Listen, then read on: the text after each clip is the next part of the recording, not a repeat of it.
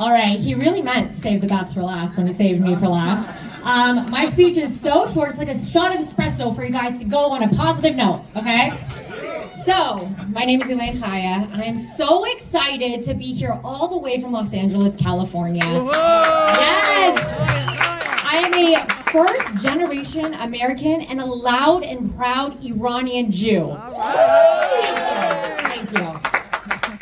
Growing up, I always learned about the history of my parents fleeing from Iran at the age of 13 and 18 to come to America, leaving their family, their friends, their entire life, and barely any English, with the hope of having a future here in America. And I would always share their story as a fun fact, as part of my history, but I would have never expected, all of these years later, that their story would only be the first chapter in my story. Now, New York has been a special place for me in the past 9 months. I was actually in New York City on October 7th. I was here on the 5-month anniversary, and I'm here on the 9-month.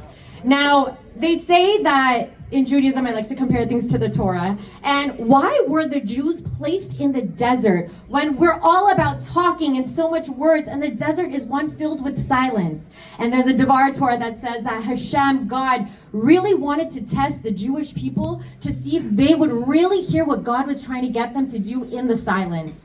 And I keep Shabbat, so October 7th, as you know, was on a Saturday. And when I caught up on my phone, all of the things that were happening on October 7th, I was sitting in my little studio apartment in New York City, and I wondered to myself, who was I going to be in the silence? And I've been doing the social media influencing world for 11 years. And as a fashion blogger, speaking about Israel was not my thing.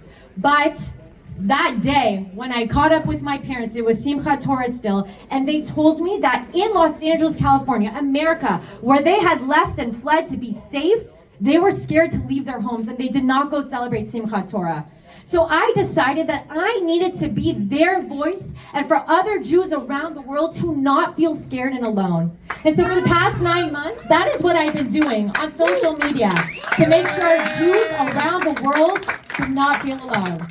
Now, it's not lost upon me that today is the 9-month anniversary, and we have people like Eden, who I have become close with, her sisters, who have relentlessly been shouting her name to bring her home. And we have 120 hostages and so many lives that have been lost that each month, that is what we think about when we celebrate these anniversaries. And when you think of 9 months specifically, you might compare it to 9 months. It takes 9 months to bring a life into this world. But it's a bittersweet connotation, because 9 months for us right now is not lives brought into this world, but the lives that have been lost. But there's a different meaning that I'm putting behind the 9 months, because I like to see things like optimistically and the half glass full. And for me, 9 months shows the life and the growth that we've had as a Jewish community. I'm not the only one who's had to decide who I wanted to be on October 7th. All of you here who are spending your Sunday, a 4th of July weekend in the Hamptons at this rally, and all the Jews around the world, you have decided who you wanted to be since October 7th. I have people who have volunteered their time at the Hostage Forum in Israel and all around the world to bring the hostages home. I have friends who, like Sam, have went back into the army to serve and protect our country.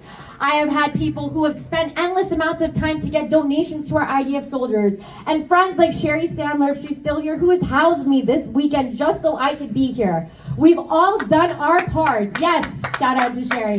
We've all done our parts in the past 9 months since October 7th to show who we are meant to be.